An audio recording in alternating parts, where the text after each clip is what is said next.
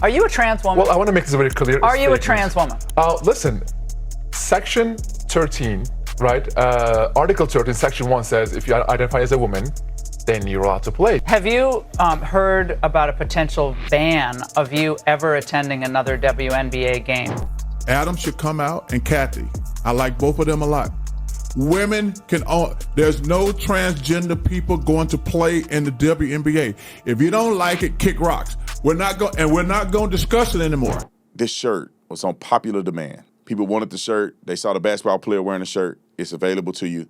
The definition of a woman, an adult human female, the counterpart of man. Get you one of these shirts today on the Arts of Tatum store or tatumstore.com, tatumstore.com. Make men, what was the other one we had? Make men men again. That's the phrase, but the phrase on there is men are not women. Men are not women. All right, I think that's fair, and we got other merch on there. So go to tatumstore.com. Let's get to this WNBA fiasco. And the reason I'm talking about this story, because I want y'all to hear what Stephen A. Smith had to say about it, what Charles Barkley had to say about it, and I can't stand Steven Jackson, but at least he was right about it.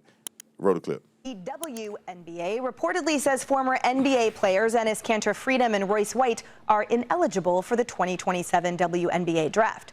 Front Office Sports reports the WNBA made that determination, but didn't explain why.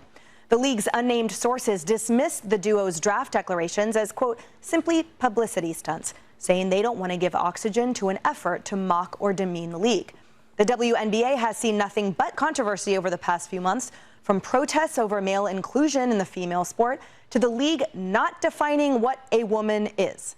Kanter Freedom says if being female is one of the league's rules, he's ready to play. Are you a trans woman?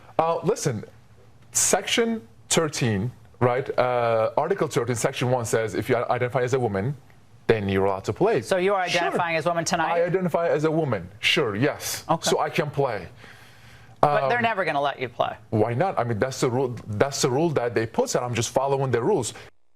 Jeremy, I love that he's exposing the ruse that is the lack of rules and policies of the WNBA. What makes him a publicity stunt? Because I think it's a publicity stunt for any man dressed up in woman face and a skirt to just claim a title by playing in the sport. And I don't know why all of a sudden the league has the ability to determine credible transitions and credible identification when to most of us it's all nonsense. Isn't that the point? All right, perfect. I like what she had to say, and I like the way that the conversation is going. The point that they're making, and people who are spineless, in my opinion, you're entitled to your opinion. You don't have to agree with me, but I think these men are spineless when they won't stand up for what's right, or they don't at least do their research. What he's pointing out is that they're so vague in their virtue signal that they're not virtuous at all. They want to have the appearance of it. And Elon Musk coined this. He said in an interview, and I'll never forget it. They want the appearance of virtue, but lack virtue in and of itself. Virtue is protecting women and making sure that women's sport is fair and is conducive for the growth and success of women. When you go and implement, if a person identify as a woman with no criteria, then they're just exposing logic. You won't even make them have to be taking hormones. You don't have to make them take a blood test. You don't have to, they're on medication that they've seen a doctor. You guys are not requiring any type of measure. So therefore, it leaves the door open for men to just say, I identify as a woman. Who are you to say, and what criteria is to say if this person is real or not, or genuine or not? That's the point. Charles Barkley, what does he got to say? Roll it.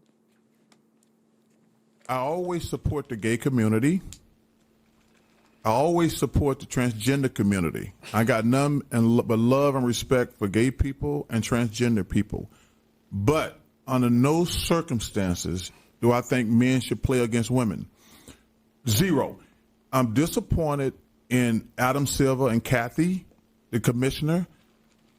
First of all, you can't let stupid stuff go out to the internet, which is one of the worst things that ever happened to the world.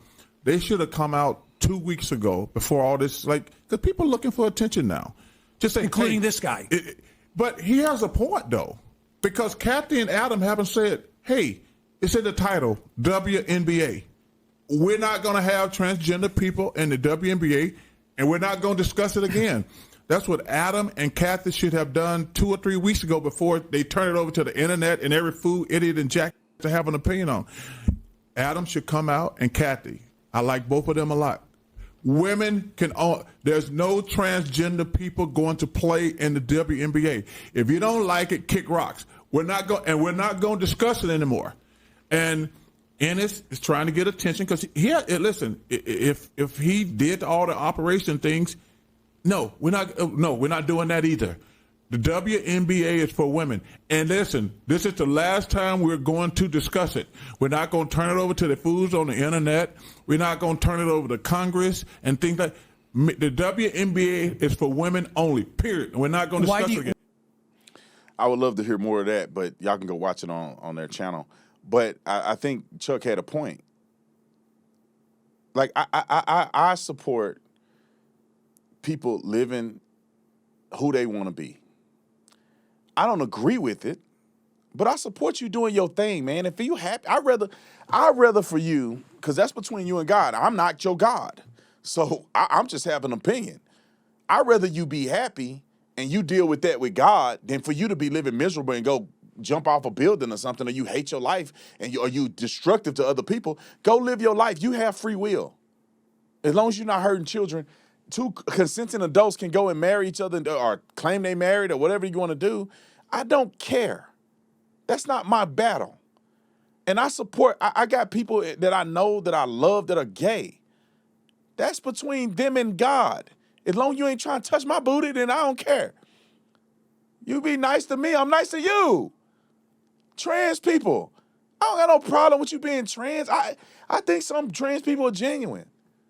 They genuinely feel that way, and they genuinely are happy when they look like a girl or look like a boy. And then, why do I give that has nothing to do with my life. If somebody at Walgreens want to be trans, what is that doing to me? I don't even know you trans. You ain't in my life, I ain't in your life. You be happy. Now, God gonna judge you. If you want to have a conversation with me about that, we can talk later. I can show you some Bible verses. You feel me? So I don't hate gay people or trans. I'm rational. There's a difference between being fair and not being fair. Let me tell you this. I will give up everything I own and everything that I will own for the rest of my life. Well, let me not say that, because there's always a possibility somebody do something crazy. But I would almost put everything in my life and my legacy, everything, and my kids' legacy. You could have all that money they ever would generate forever. If you find a trans man that make it to the NBA, it's never going to happen. There will never in the history of the world as it exists today that a woman will transition to be a man, meaning they take hormones, they grow a mustache and they hairy legs, that will ever somehow have a competitive chance to play in the NBA. There is 45 opportunities right now for men to transition to women and play in the WNBA. And they will be the stars of the WNBA. The disproportionality in that alone tells you that this is not fair. Stephen A., what do you got to say? Roll it. No man should be playing in the WNBA.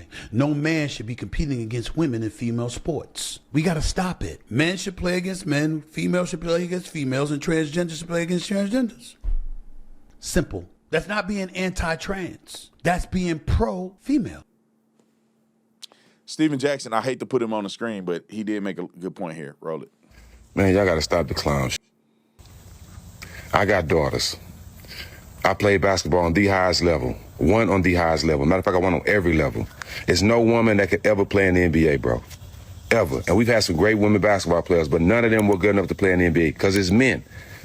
A man should not belong in no women's sports. Because the ones that saying they should, y'all going to be out of jobs. Then what you going to say? We going to have 2 NBAs? No, bro. No. Y'all not making no sense. Y'all trying to make it about Enes Kanter. He trying to protect women's basketball. I don't understand what the problem is with him. Black people have been identifying as free and equal for how long? Half of y'all still ain't accepted that. So y'all want people to accept a grown man? I Ninja Turtle.